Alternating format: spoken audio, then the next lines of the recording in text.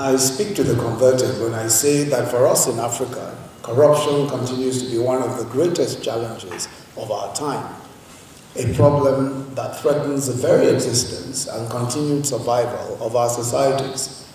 It has been rightly described as a crime against humanity because of the implications on the lives and livelihoods of all, especially the poorest.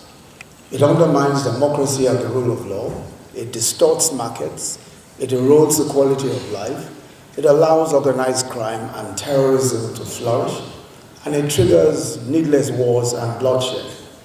And indeed, much has been lost and is still being lost.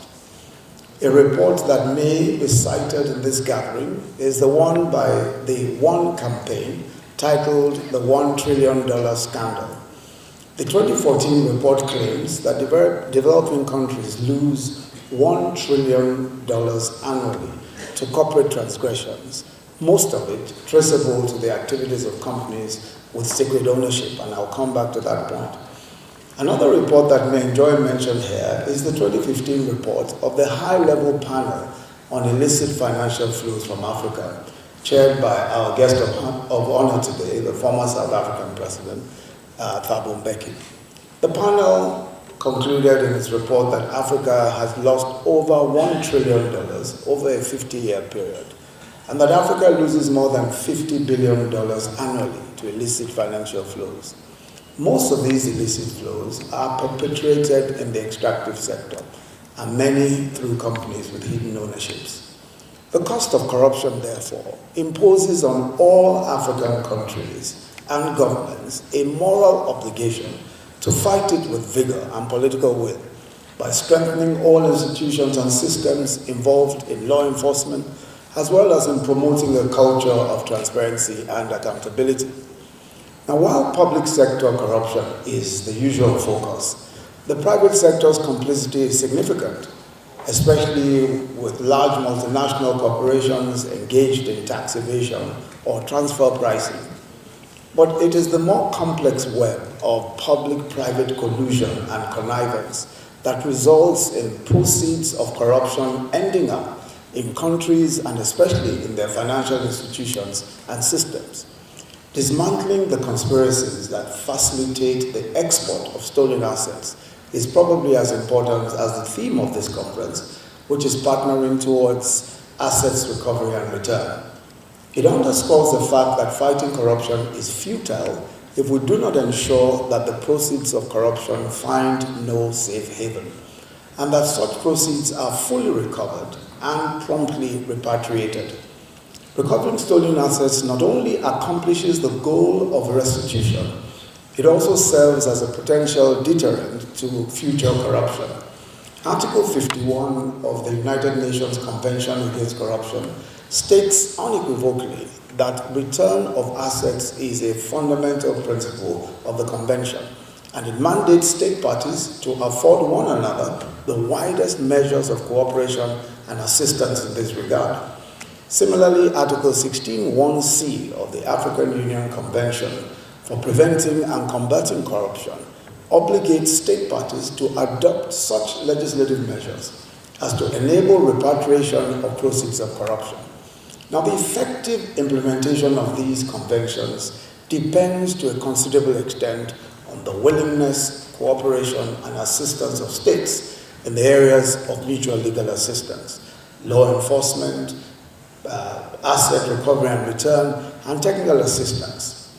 Regrettably, the procedures to obtain mutual legal assistance, to seize, to confiscate, to repatriate proceeds of corruption are often so complex and so problematic, they certainly are in urgent need of reform.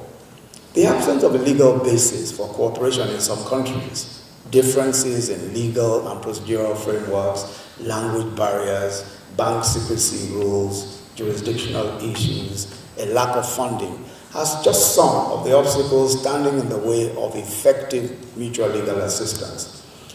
It's of course heartwarming to note that there is evidence of a renewed commitment to collectively identify the most effective ways of overcoming these existing legal and technical obstacles to asset recovery and return.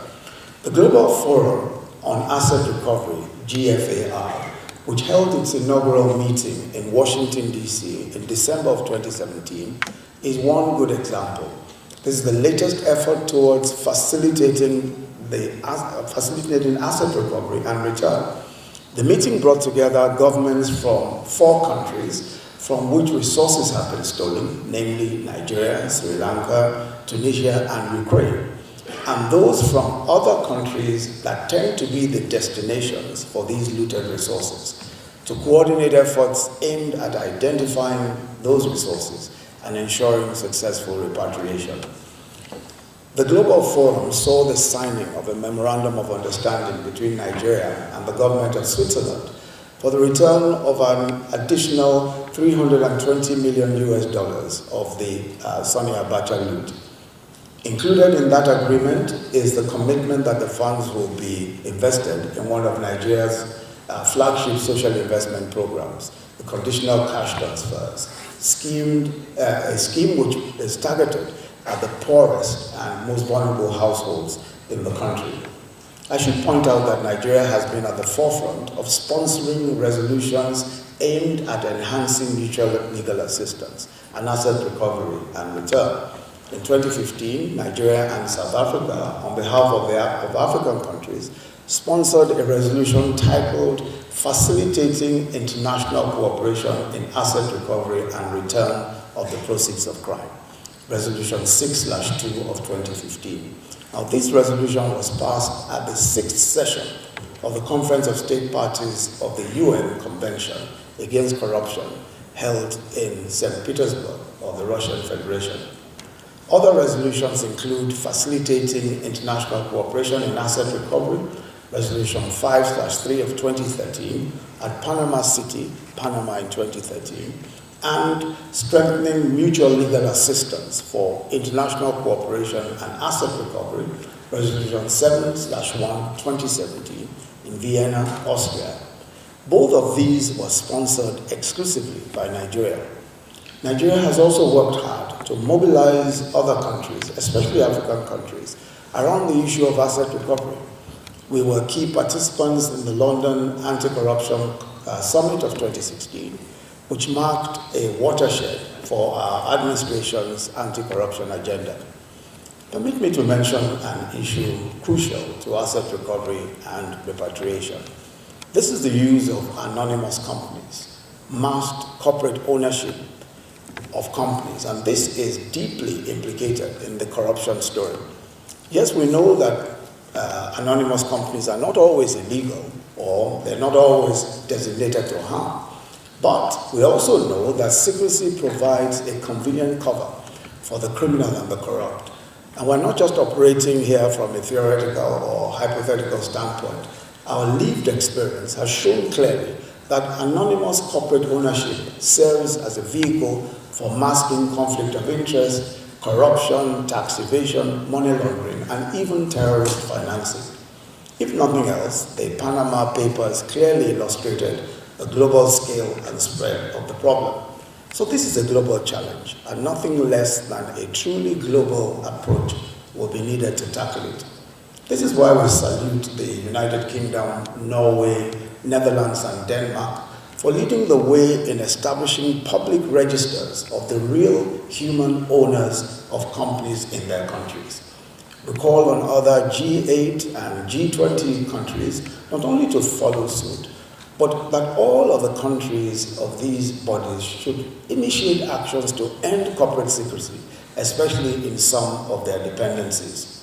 This is also why it is laudable that the Open Ownership and its partners have established a global register of the beneficial ownership of companies, with entries from about 2 million companies. It's important to underscore the fact that opacity in one section of the globe undermines openness in another.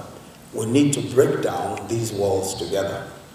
Distinguished ladies and gentlemen, African countries must come together to keep the issue of asset recovery and return on the front burner of international discourse. Continuing partnerships and collaboration cannot be overemphasized. I also urge our various governments to embrace the proactive sharing of information.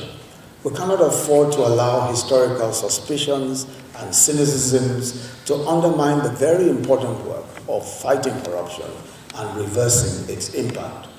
It is only through collective action that we can stay ahead of the criminal elements who rob our countries and our citizens of their present and their future. We must also work hard to build cooperation and mutual understanding with our global partners. We must insist that recovered stolen assets be returned to countries of origin without any preconditions, in line with Article 51 of the UNCAC. Furthermore, both requesting and requested states should agree to apply the highest possible standards of transparency and at all stages, not just of the recovery and return process, but also in the management and disposal of recovered and repatriated assets. And it goes without saying that these returned assets must be utilized in a manner that brings maximum benefit to the citizens of the victim country. In conclusion, may I call on governments of African states to more actively provide funding, moral and legal support for anti-corruption agencies. The fight against corruption is far more sophisticated, vicious, and nuanced than ever before. In many of our countries, it is in the nature of state capture, where the strongest arms of the polity is the corrupt superstructure represented in the formal and informal structures of state and society. So when corruption fights back in such systems, the courage and commitment of agency operatives is simply not enough. We must provide adequate resources to investigate, to adequately equip operatives, to protect their families, to protect whistleblowers and witnesses. Let me say to you, heads of anti-corruption agencies in Commonwealth Africa, that you found yourselves in roles that could change the destinies of your nations if you deliver on your mandates. You simply cannot afford to fail. On our part, as the government of Nigeria, we are irrevocably committed to the fight against corruption. I'm sure you're all aware that the African Union in 2017 designated President Muhammadu Buhari as its anti-corruption champion for the year 2018. In that capacity, one of President Buhari's priorities is ensuring the realization of a common African position on assets recovery and asset return. In closing, I'd like to thank the Commonwealth for establishing this body to foster cooperation and peer learning in the daunting but surmountable battle against corruption. I have no doubt that the resolutions and commitments that will emerge from this conference will be game-changing.